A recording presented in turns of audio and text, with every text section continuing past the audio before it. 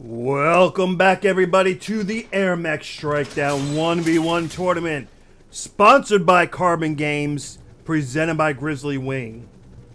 We are now in the round of 16, which is a best of one round featuring the map Salt. All these players at this point forward have now had to win at least one match, if not more, to make it this far. We've got, for this match, a huge featured match right here. We've got Thekhumi versus Lethalpoison. This one, guys, should have you all on the edge of your seats because this one is going to be so hard to tell. This could almost be a final in like any other kind of tournament right off the bat here. I am really looking forward to this one, and I hope all of you that are watching are as well. For this match, is Lethalpoison going to get... Oh, no! He's right at the outpost! But just doesn't make it there in time. Thekhumi secures first blood on there. And we did catch it. There we go. So yes, any of you that thought I was going to miss first blood, we've got it. So here we go, guys. We are on Salt. Thekhumi is flying around in what other but an Osprey. Thekhumi and Osprey go together like, as Forrest Gump would say, they go together like peas and carrots. The only time you will see Kumi not in an Osprey is basically when he's being forced due to unique rules or something to that effect. Lethalpoison, on the other hand, here flying around in the Shark Helix. Helix, potentially one of the best counters to an Osprey due to those air-to-ground rockets. Can really, really give an Osprey a hard time. Both these players completely focused on the top. Who is going to truly secure it and get it?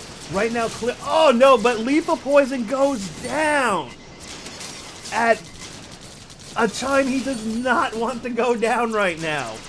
Well, let's be real, you never do want to go down, but if you have to go down, that is not a time of when you want to do it. It's when you're right in the middle of a battle for an outpost. Now, yes, it may have turned his color, but because of those two Geminis that are here, and still some surviving neutrals, it's not going to stay his color for long.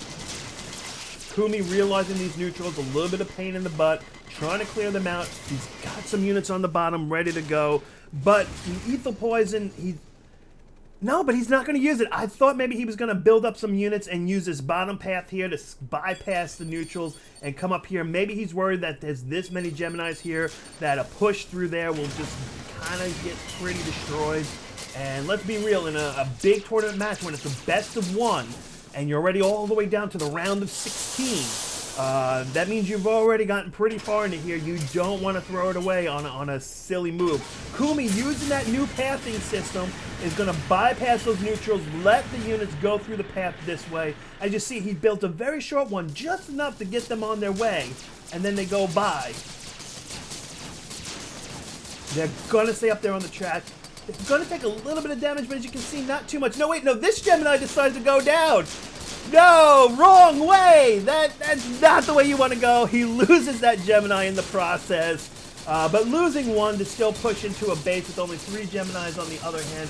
When you're an Osprey and you could heal, if you actually stay around to heal, could be one thing. But at the same time now, Lethalpoison kind of giving up on the bottom for the time being. He realizes that there's so much threat up here on the top that he needs to do something. He's deploying the units, but there's just so many Geminis that are out here on the field that his units are crumbling, and he's got the heal of those 2 ratchets.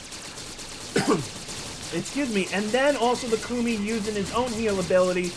Kumi really is kind of took what could have been a real game-changing play there by neutralizing out by clearing out all those units and everything, and instead completely holds on while still maintaining a push himself. This pushes Lethalpoison into a position where he does not want to be here. And taking a look right now, yes, he is re-getting that bottom, but he lost a lot of units, guys. I mean, upkeep these numbers are huge when it's this much of a difference here. 31 to 10. 3 to 1 units out on the field from one to another. This really is not a position that anyone wants to be in a match as important as this one. Because unfortunately, this is not a best of 3. You don't get a second chance. If you can't secure the win here, you are out of the tournament, folks.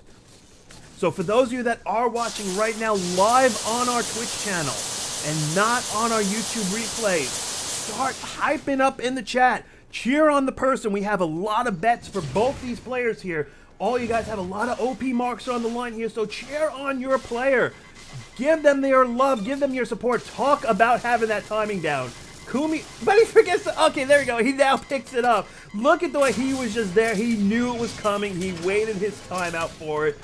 Gets that credit boost. Instantly built up a full 5Q tank and full 6Q, because now it has been upgraded to 6. Full 6Q of Geminis and Seekers. This is looking horrible. Lethalpoison really could have used that lockbox instead. It would have given him a decent amount of credits that maybe he could have built up enough extra units to maybe try to reclaim some ground here. But right now, this is just horrible for him.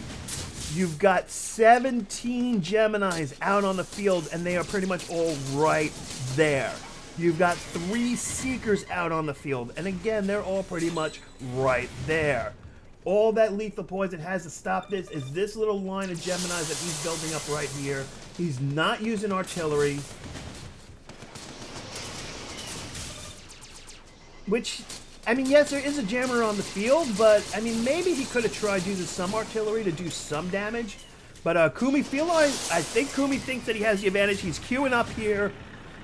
He's even testing paths. Guys, that's what being OP is about, man. You're about to send off your units, and you actually test it with a single unit first to see what path the units are going to go. But instead, they're all just derping out right here. Guys, it's a conga line. And they're all just going to derp out and have a little rave party over here in the corner instead of actually moving out. And now they're moving out, and they're separating all over the place. This is disastrous for Kumi. These units are going to come in one by one by one to a line of like 10 to 12 Geminis that are over here. Kumi is losing everything. Finally, a lot of these units decide to stop the rave party. They decide to go in a different direction. They're coming down now to the bottom here. This is not what Lethalpoison wanted. He wanted those units to go up through the top the way that they were going. If they would have, it would have completely turned the tide of this battle because Kumi would have lost almost everything. Fortunately for Kumi, I don't know if he redeployed the units himself or if the AI just got done doing its little dance. You know, do a little dance, make a little love, basically get down tonight. And what the case might be. In the meantime, though, very interesting from Lethalpoison, realizing that the opportunity was there, he pushes on, he takes over that middle outpost, back from Kumi. Tanks are just moving everywhere here, guys. I don't even know what to focus on right now. We've got tanks that are moving over here. We've got tanks that are moving in from over here. Tanks and defense, healing units all over the place. Rollers and units. Oh my. Guys, it's just utter pandemonium everywhere.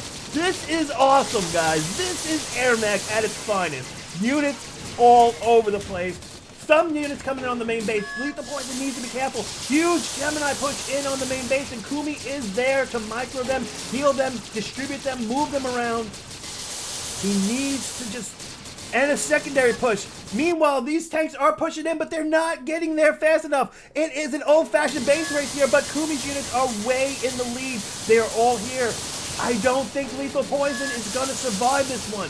He just doesn't have the tanks for defense or the bombing. And even though this tank push is coming in right here, it's just not happening fast enough. It took too long. And instead of having a good old-fashioned base race, unfortunately, this is just a clear...